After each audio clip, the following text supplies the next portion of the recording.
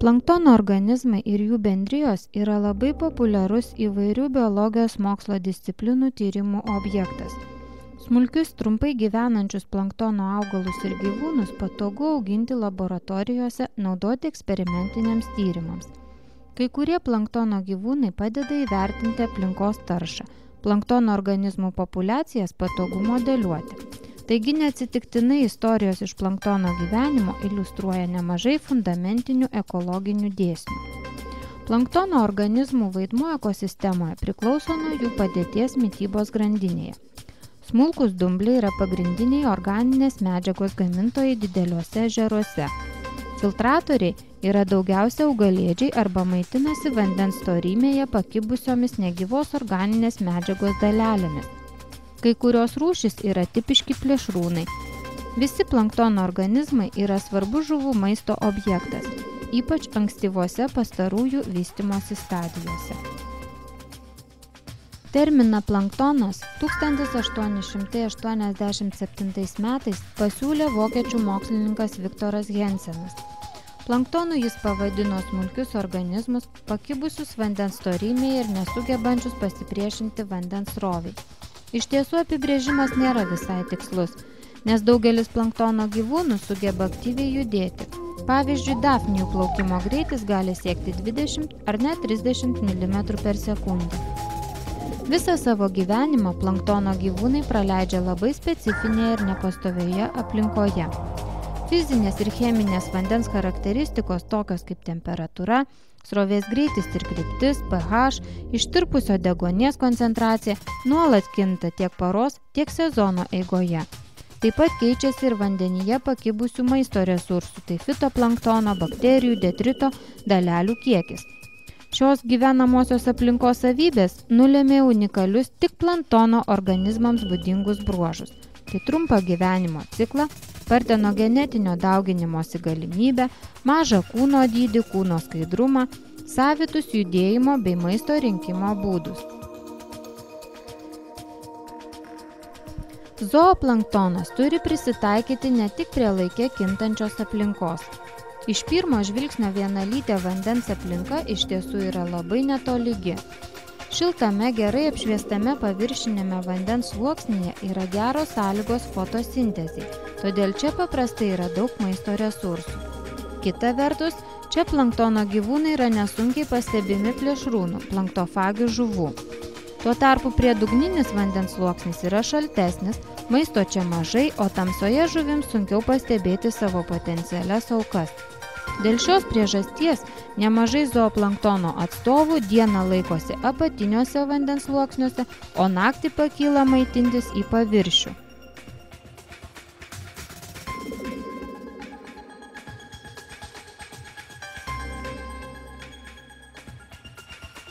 Gėluose vandenyse sutinkamos šios zooplanktono grupės.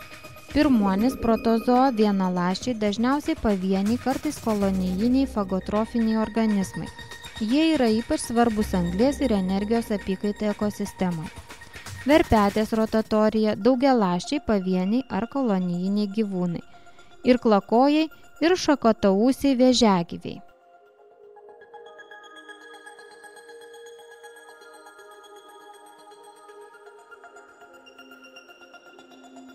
Šakotausiai vėžiagyviai Kledocera priklauso žiaunakojų branchiopoda klasiai. Šakotausiai šiuo metu skirstomi į 4 infrabūrius. Ktenopoda ir anomopoda atstovai yra filtratoriai, hapliopoda ir onichopoda atstovai plėšrūs. Šakotausiai vėžiagyviai yra nedideli, išskyrus keletą rūšių, nuo 200 iki 3 mm ilgio. Visi jie turi aiškiai atskirtą galvą, kūną iš šonų gaubia dvipusė kriauklė, antenulės redukuotos. Antenos yra skirtos judėjimui, ilgos ir šakotos. Facetinės akys susijungusios į vieną judrią akį. Šie vėžiagyviai turi 5 poras plokščių gausiai apaugusių šereliais krūtinės kojų, kurios atlieka tiek kvėpavimo, tiek mitybos funkciją. Kūnas baigiasi po stabdomenu, patelių nugarinėje pusėje yra periklinė kamera. Šakotaūsiams vėžiagyviams būdinga heterogonija, partenogenetinio ir lytinio dauginimosi kaita. Beveik visą sezoną vandens telkinyje yra sutinkamos tik patelės, kurių periklinėje kameroje vystosi kiaušiniai ir embrionai. Pasibaigus embrioniniam vystymuisi į vandenį yra išleidžiami jaunikliai, kurie nuo suaugėlių skiriasi tik savo dydžiu. Susiklosčius nepalankioms aplinkos sąlygoms inicijuojamas patinų vystymasis, o po apvaisinimo patelė suformuoja efipijus, kiaušinius, kurių dėka vėžiagyviai gali peržiemoti, ištverti vandens telkinio išdžiūvimą ar kitas nepalankės sąlygas ir daug metų išlikti gyvybingi. Šios grupės atstovams būdinga didelė morfologinių bruožų įvairovė, susijusi su gyvenamosios aplinkos specifika ar gyvenimo būdo bruožais. Chidoridės šeimos atstovai dažnai nėra geri plaukikai, yra prisitaikę gyventi vandens telkinių priekrantėje tarp vandens augmenijos. Jie geba judėti augalų paviršiumi rinkdami maistą. Panašiose buveinėse gyvena ir sididės šeimos atstovė Sida kristalina, galinti prisitvirtinti prie augalų paviršiaus. Tuo tarpu jos giminaitė Dephanosoma brachyurum yra tipiška atviro vandens gyventoja. Dafnijidės šeimos Dafnija genčiai priklauso labai įvairių dydžių ir formų vėžiagyviai, kurie gali būti aptinkami tiek mažose kūdrose bei išdžiūvančiuose vandens telkiniuose, tiek ir didelių ežerų pelagėlėje.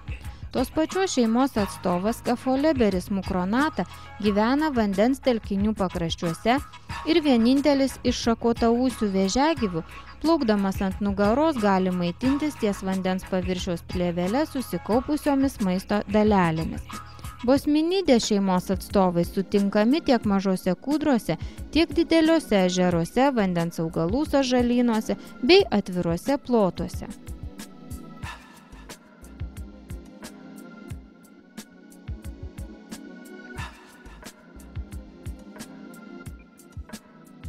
Visi minėti šakotaūsiai vėžiagyviai augalėdžiai gyvūnai. Kojų judėjimas sukelia vandens srautą, kuris aprūpina vėžiagyvio kūną deguonimi ir atneša maistą, vandenyje pakibusias planktono dumblių ląsteles, pirmuonis, bakterijas ar negyvos organinės medžiagos daleles. Dėka savo filtracinio aparato vėžiagyviai pasirenka tik tam tikro dydžio maisto daleles ir dažnai aktyviai vengia didelių siūlinių dumblių. Stambios dafnijos yra itin jautrios siūliniams dumbliams, pažeidžiantiems jų filtracinį aparatą. Tuo tarpu mažyčiai chidorus yra apsaugoti nuo šių dumblių poveikio ir paprastai gausiai sutinkami vandens žydėjimo metu. Dalis šakotaūsių vėžiagyvių yra plėšrūs. Vandens augmenyje užžėlusiuose plotuose gyvena Polyphemus pediculius, kuriam būdinga didelė akis, redukuota kūną gaubianti kriauklė, rutuliška periklinė kamera talpinanti virš 20 besivystančių embrionų, o pailgas pilvelis baigiasi 2 ilgais šereliais. Jis pasirenka auką pagal dydį, ją aktyviai persekioja, pagauna ir susmulkina stipriomis mandibulėmis. Atviruose vandens plotuose gyvena Leptodora kinti, stambiausias planktono vėžiagyvis, kurio kūno ilgis gali siekti iki 18 mm. Šis plėšrūnas yra visai skaidrus, todėl nepaisant jo dydžio plika akimi galima pamatyti ne jį patį, o jo judėjimo sukeliamus vandens sūkurius. Leptodora maitinasi kitais šakotaūsiais vėžiagyviais – Bosmina, Cereodafnija, Dephanosoma, Polyphemus. Leptodoros maitinasi tik minkštaisiais savo aukų audiniais. Krūtinės kojomis jos suformuoja maitinimosi krepšelį, kuriame laiko pagautą auką, kol iščiulpia jos turinį.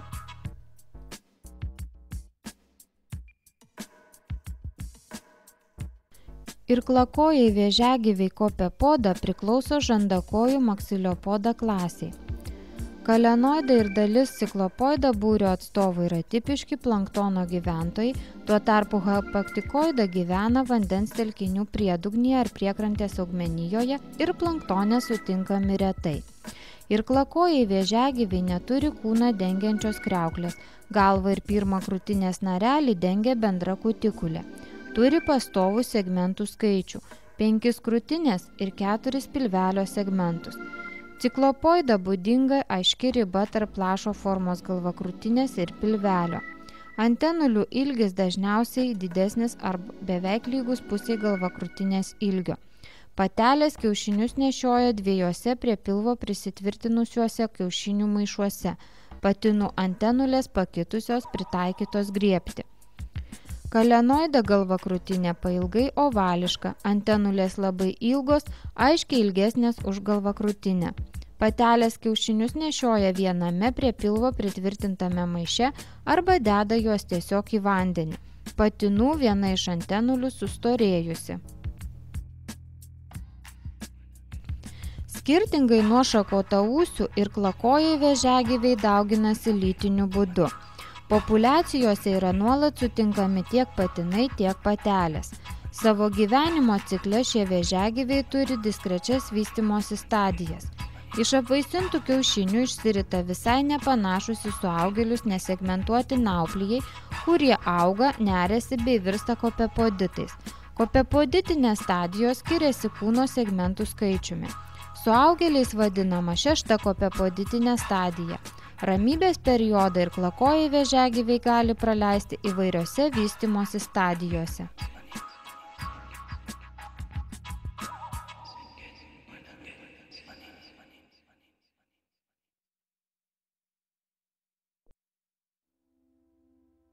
Daugelis kalenoidų yra augalėdžiai visose gyvenimo ciklo stadijose. Rinkdami maistą šie vėžiagyviai naudoja 2 tarpusavyje iš dalies susijusius mechanizmus. Jie sugeba tiek pasyviai filtruoti smulkes maisto daleles, tiek pasirinkti konkrečius stambesnius maisto objektus.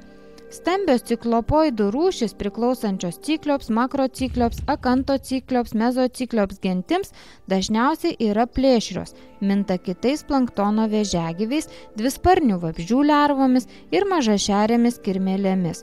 Minėti maisto objektai neretai yra stambesni už patį plėšrūną. Smulkesnės rūšys priklausančios euciklops ar mikrociklops gentims yra augalėdės. Jos minta tiek smulkiais vienaląsčiais, tiek ilgais siūliniais dumbliais. Skirtinguose vandens telkiniuose sutinkamos labai įvairios planktono vėžiagyvių bendrijos. Mažų kūdrų ar laikinų balų planktonas dažniausiai labai paprastas. Jį sudaro vos kelios vėžiagyvių rūšys. Tokiuose vandens telkiniuose paprastai nėra žuvų, todėl juose gyvena stambus vėžiagyviai – Daphnia magna, Daphnia pulex ar Daphnia pulicarija, kai kurios ciklops ar akantociklops genčių rūšys. Planktofagės žuvis bei daugelio žuvų mailius maistui renkasi stambiausius zooplanktono individus. Todėl ežeruose, kuriuose yra žuvų, vyrauja smulkios vėžiagyvių rūšys – posmina, hidorus, kai kurios Daphnia rūšys, mezociklops, euciklops, mikrociklops ir kitos. Be to čia paprastai didesnė zooplanktono rūšių įvairovė, nes plėšrūnai neleidžia įsigalėti vienam stipriausiam konkurentui. Upėse dėl stiprios vandens srovės planktono vėžiagyvių dažnai visai nėra, arba negausiai sutinkami smulkių rūšių dažniausiai ir klakojų atstovai. Taigi, kiekviename vandens telkinyje galime sutikti labai skirtingas zooplanktono bendrijas, kurios be to dar kinta ir laikui bėgant. Apgaulingai vienalytė vandens aplinka iš tiesų slepia didžiulę mikroskopinių gyvūnų įvairovę, sudėtingus jų tarpusavio santykius, asmeninius pomėgius bei gyvenimo istorijas.